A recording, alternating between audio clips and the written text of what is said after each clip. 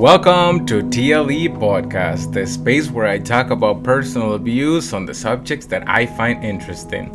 Today I prepared an episode about grieving. For the longest time, I did not know about the word that describes the painful process of experiencing and coping with the emotions and adjustments that come after a significant loss. The most important thing is to start by acknowledging grief as a natural response to various types of loss. I used to think that this word was used more for like the end of a relationship or the death of a loved one, but it's not that simple. Grieving can happen when losing a job, realizing you're not young anymore, losing your hair, death of a pet, lack of talent, crush, rejection, and many other situations that can involve a range of emotions that are usually sadness, anger, guilt, confusion, and sometimes even relief.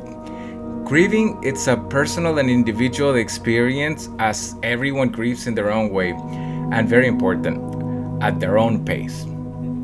The duration and intensity of the grieving process can vary widely from person to person. During the grieving process, individuals may go through different stages, although not everyone experiences the stages in a linear fashion or in the same order. The stages commonly include denial. Denial, initially it can be challenging to accept the loss. Denial serves as a protective mechanism, allowing individuals to gradually process the emotions. How does that look like? Well, you refuse to talk about the problem, you find ways to justify the behavior, you blame other people or outside forces for causing the problem, you persist in a behavior despite negative consequences, and you promise to address the problem in the future, you avoid thinking about the problem. Anger, that's another way. As reality sets in, feelings of anger, resentment, and frustration may arise. Sometimes you can't see it because it is directed to yourself. And I can relate to that. Auto-sabotage tendencies, the fear and guilt patterns that don't allow you to grow after one or many episodes of trauma, and it doesn't matter if you caused it, I caused it, life caused it, or anybody affected me. It's this self-inflicted anger, that internal voice, that subtle narrative that plays over and over, you don't deserve it. You can't hear it because it's not like a schizophrenic state of mind, but it's when the evidence of its presence is so overwhelming because you have all the qualities of the material world to move on, but you just can't seem to do it. Another one is bargaining.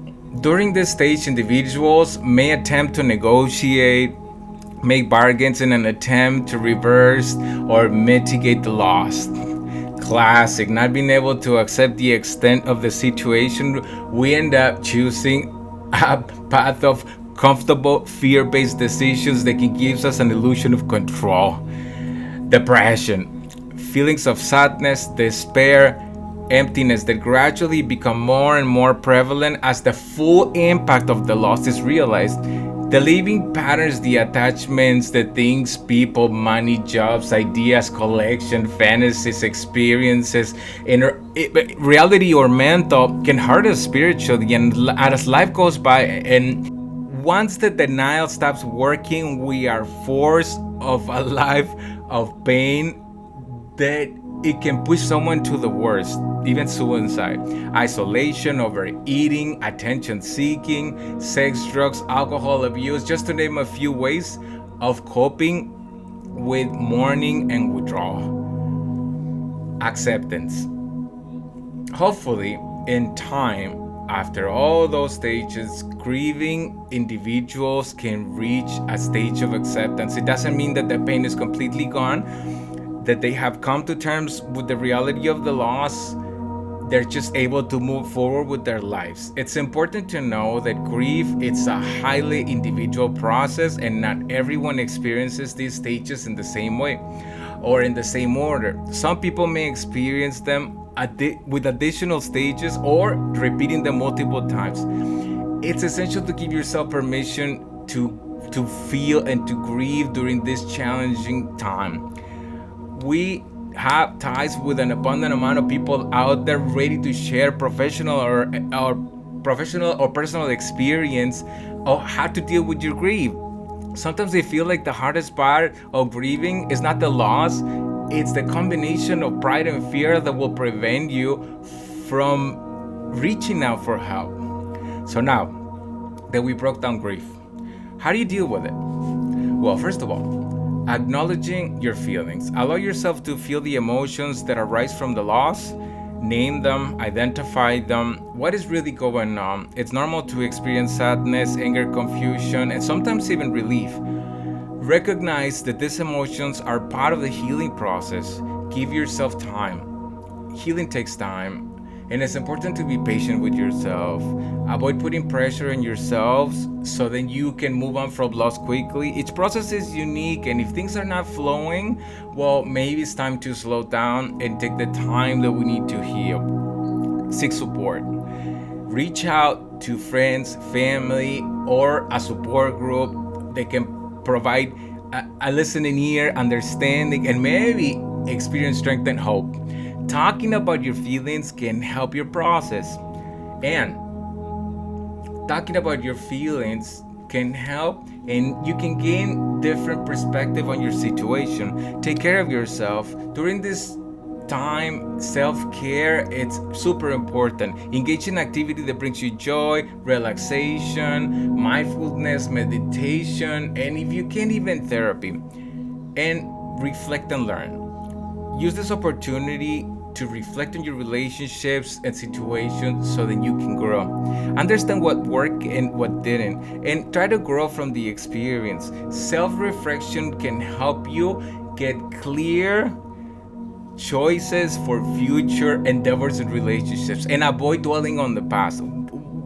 Reflecting is very important, but getting stuck in the past on social media, Facebook, looking at the past, I know about that.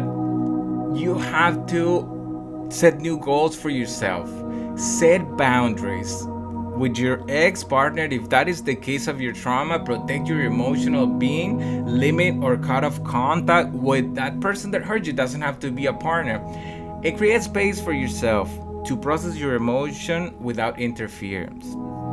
Practice self-compassion. Be kind and compassionate to yourself in this challenging time. Avoid self-blame and guilt, as these emotions can maybe not help with the grieving process. And everyone's grieving process, it's very different. Just try to find what works for you and make sure that it doesn't become overwhelming. Ask for help with a therapist if that's necessary. And how do you know if the process is completed?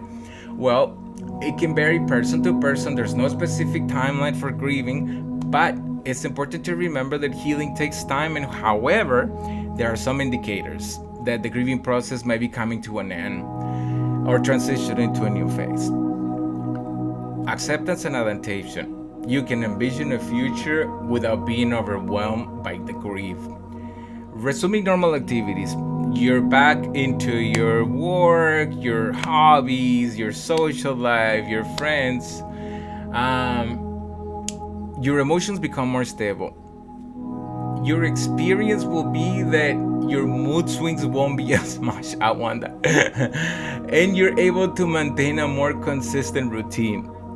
You start to regain meaning and purpose in your life.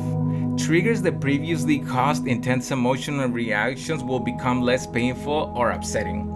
And you will prioritize self-care. And you will treat yourself with kindness, surround yourself with beautiful people and beautiful words. And after this beautiful list of recovery signs, I'm done with episode number 2. And thank you for watching TLE, and stay tuned for the next episode.